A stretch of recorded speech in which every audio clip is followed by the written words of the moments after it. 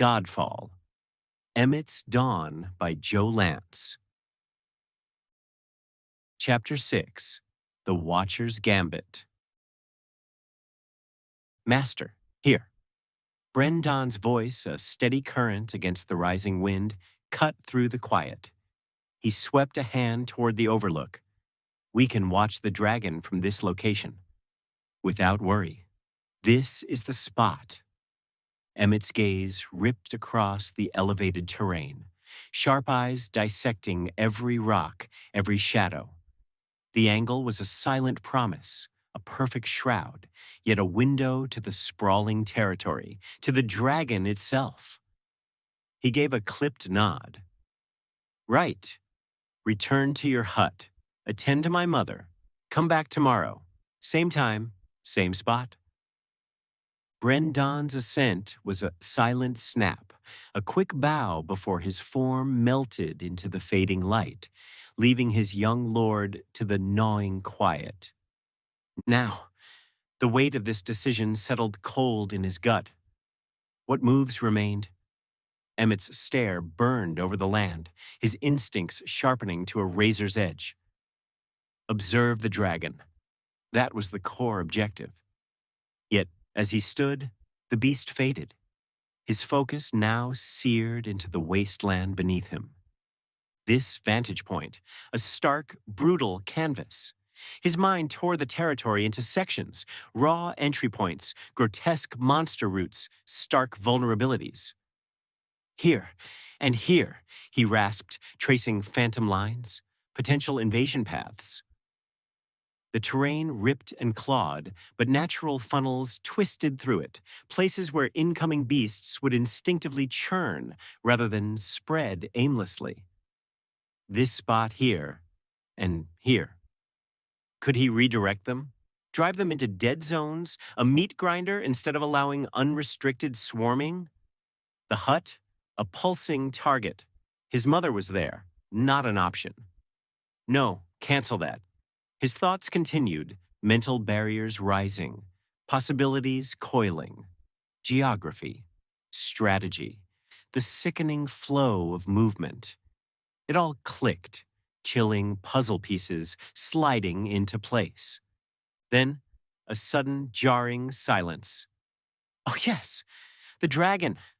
His gaze snapped back, an electric jolt to the Leviathan below, massive, ancient, a silent sentinel rooted in this land for reasons unknown. It hadn't left. It hadn't attacked. It had simply remained. Emmet exhaled, a ragged breath, his mind locking into focus.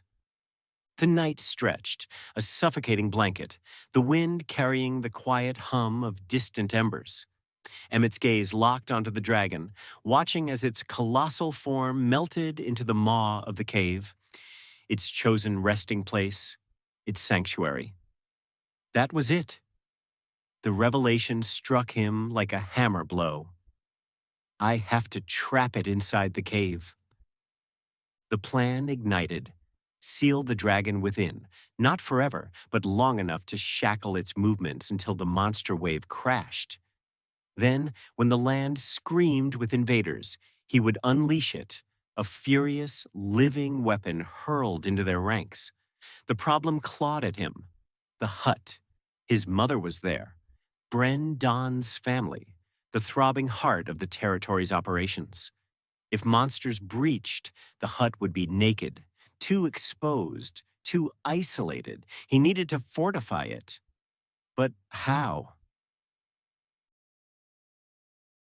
The plan takes shape. Emmet stood at the overlook, the plan a molten flow in his mind, finally hardening into desperate form. Seal the dragon. Force the monster migration. Release the dragon at the precise, agonizing moment.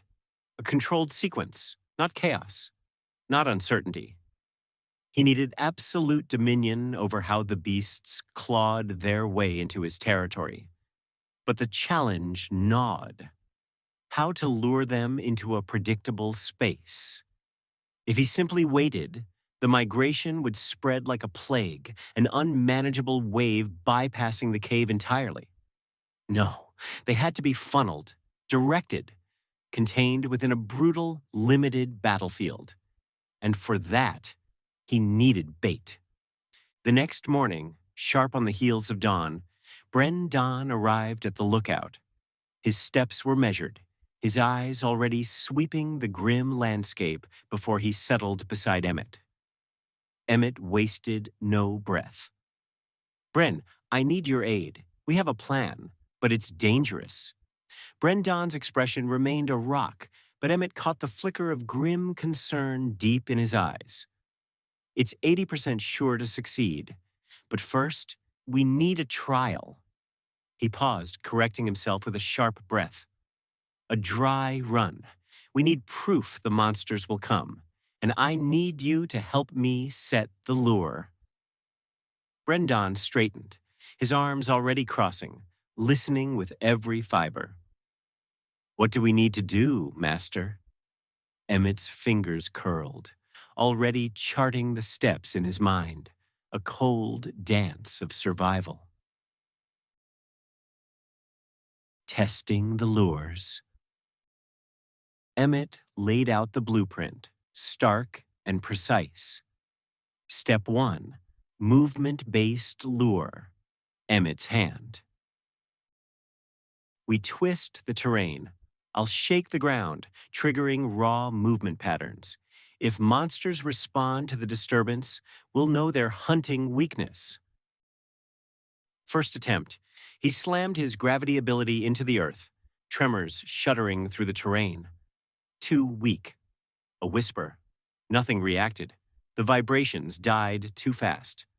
Adjusting, he dug deeper, a rhythmic pulse.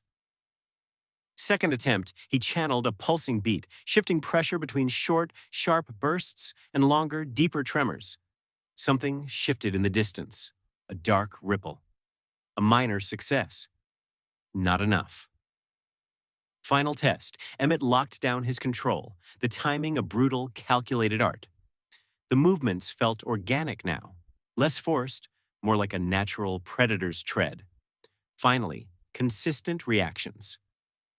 Small, skittering creatures tested the air, their fear confirming the lure's grim effectiveness. Success. Movement lure confirmed. Step 2.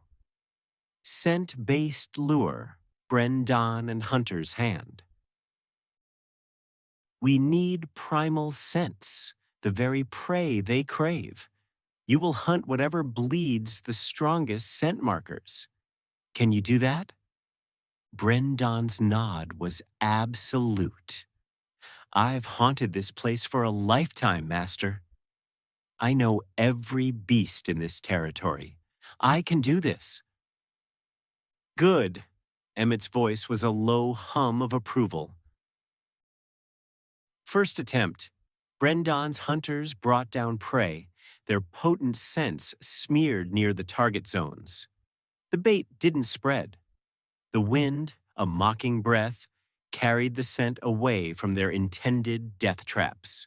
They tried burning bones, a desperate attempt to cling to the air. Second attempt, they left fresh remnants, glistening and raw, near small caves, hoping to draw the larger predators. Scavengers arrived, a cloud of flies, but no major beasts stirred. They needed to combine scent with primal movement for a truly devastating effect. Final test. Blood remnants, dark and potent, were scattered along natural pathways, ensuring the scent followed existing migration routes, a promise of easy kills. Finally, larger creatures took notice, their movements testing the boundaries, marking new territory. Success. Scent lure confirmed. Step 3. Sound-based lure, Lady Nina and Lily's hand. Now this one, I hate it, but if it's precise, it will be safe. Lily will aid. This is the safest lure. Your daughter and my mother will take charge. Brendan's protective instinct flared, a brief, stark shadow in his eyes, but he understood the chilling necessity. We'll use wooden resonators, raw and crude, to imitate beast calls. It doesn't need to be perfect, just enough to rip through their territorial responses. If we hit the timing with precision, it will work. First attempt, Lily's small hands carved crude wooden resonators, attempts at mimicking beast calls. The sound was off, a grating, unnatural rasp that repelled rather than attracted. Failure. Second attempt. They adjusted tone, volume, Nina's keen ear refining the rhythm. The resonance lingered, a faint echo, but not enough to trigger the primal surge they needed. They listened, a grim study to true beast calls, tuning their imitation to the very edge of reality. Final test. The wooden resonator finally sang with a consistent, controlled sound, a chilling echo of a territorial roar. This time, beasts acknowledged it. Some shifted, others listened, a primal understanding. Success. Sound lure confirmed. The 3 layers, a symphony of deadly precision, ensured the monster wave could be triggered precisely when needed. 1 week had bled away. They were finally ready. Now, the true test. Now, to unleash it on a larger, horrifying scale. Sealing and unleashing. The plan was a steel cage in Emmet's mind. He and the family knew their roles. The lures honed to a razor's edge, perfected. The timing, a cruel whisper of precision. And yet, the chances of success still clawed at him. 50%, maybe 70. Why? Because he didn't assume victory. He didn't know the exact moment the monsters would come, but he had anticipated it. 3 days. That was the estimate. The lure had been laid ahead of time, a silent, deadly promise that by the moment the dragon was sealed, the monster wave would be guaranteed to arrive. Now, the sealing. It began. Emmet sent the first signal, a flag, stark against the sky, snapping high in the wind. The family, a disciplined unit, moved immediately into their positions. Then, he struck the ground, a seismic punch, sending violent tremors ripping through the cave entrance. The earth bucked, a guttural groan echoing as vibrations pulsed through the ancient stone. It had begun. The dragon reacted. A deep, impossible growl tore from within. But the entrance was already a maelstrom of collapsing rock, stone crashing down, slamming the beast inside. Emmet's face was a mask of grim determination, his focus unshaken. It must not fail, never. When the final quake settled, a chilling silence fell. The cave was sealed, the dragon trapped. Another flag rose, a silent command. The family activated their own roles, scattering the potent scent-based and sound-based lures, a silent hand guiding the monstrous migration. Emmet assisted, observed, his sharp gaze dissecting the land below. Now, they waited. The monster wave and the dragon's rage. 3 days later, it worked. A monstrous force of beasts, drawn by the carefully orchestrated lures, descended upon the territory, gathering precisely where Emmet had willed them. The family, a flash of movement, immediately retreated to safety, melting into the strategically placed shelter near the cave, a location planned long before the battle's first breath. The hut, their sanctuary, was far from the danger zone, its security already a grim certainty. And now, with everything in place, Emmet sent the final, agonizing signal. "All right, mighty dragon, I will set you free. Do not disappoint me now." Emmet sent a final tremor, not to trap, but to sever, forcing vibrations through the ancient stone, shattering the seal from the inside. Then he retreated, a shadow melting into a hidden position. Safe, unseen, a silent observer of the impending maelstrom. The cave rumbled. A deep, primeval growl tore through the air. And then the dragon erupted from its prison. It seemed weak. Emmet narrowed his eyes. Is it sick? The beast's wings beat a desperate rhythm, struggling against some unseen burden. But the moment its ancient gaze locked onto the monstrous wave, everything changed.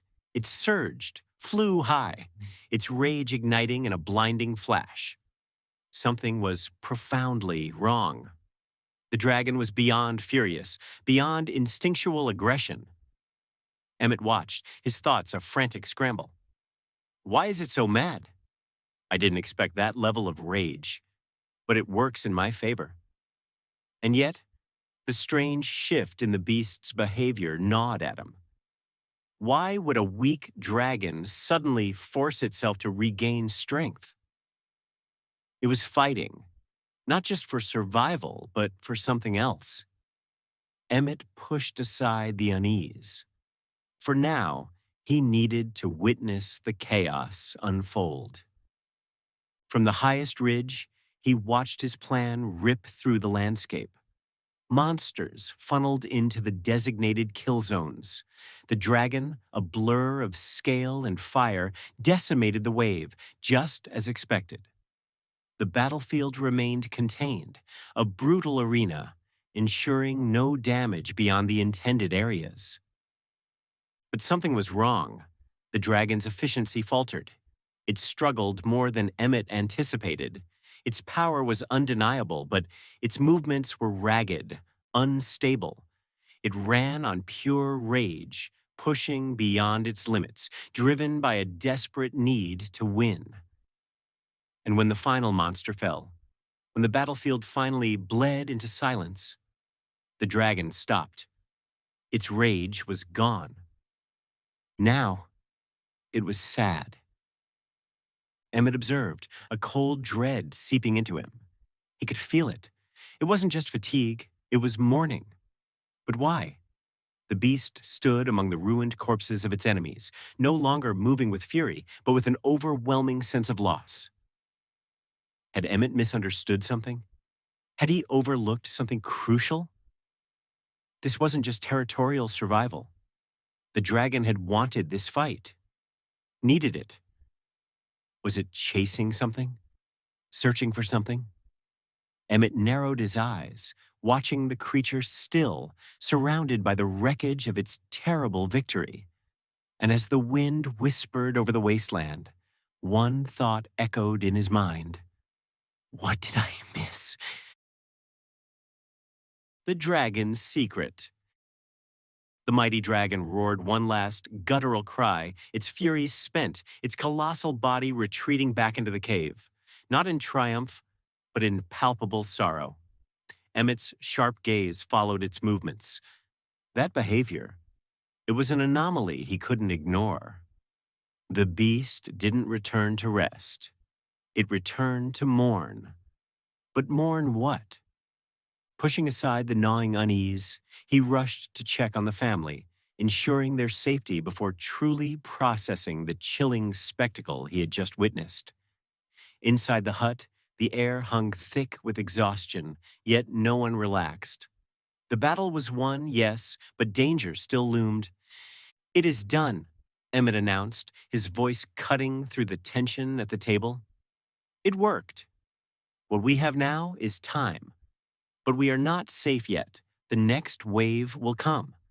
He leaned forward, scanning the strained faces around him. It's time to recombobulate. The family nodded, a silent acknowledgement. Their victory was a fleeting breath. They needed to reinforce defenses before the land stirred with new horrors.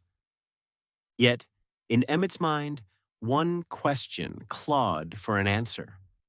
The dragon's behavior, its unusual, almost deliberate restraint toward the hut. He turned toward Brendan, his expression a focused spear. Tell me, why hasn't the dragon attacked this hut? Bren furrowed his brow. a question he'd pondered for years, finally given voice. How long have you lived here? We moved here when my wife was pregnant, my lord. Emmet calculated quickly. So, around 12 years? Yes, my lord. And in all that time, the dragon never attacked? Bren hesitated, his gaze distant. Not the hut, but I have seen it attack other structures, ones we tried to build beyond this house. We feared expanding. Every time we attempted, the beast tore it down. Emmet's eyes narrowed. Then, why didn't you leave? Bren exhaled, the answer stripped bare, honest and raw. My lord, forgive me, but our family was tasked with caring for this territory. It was an order received directly from the sovereigns. We cannot disobey. A heavy weight settled in the room, the unspoken implications chilling. Emmet understood. This wasn't just survival, this was duty. Yet now, armed with that harrowing knowledge, he knew one thing for certain. The hut was special. The dragon never attacked this house, but it had brutally destroyed everything else. But why? His mind raced, desperate for the connection. What was so profoundly special about this place? Why did the beast acknowledge it, but never harm it? And more importantly, was the answer tied to the profound sorrow he had seen in the dragon's ancient eyes? End of chapter 6.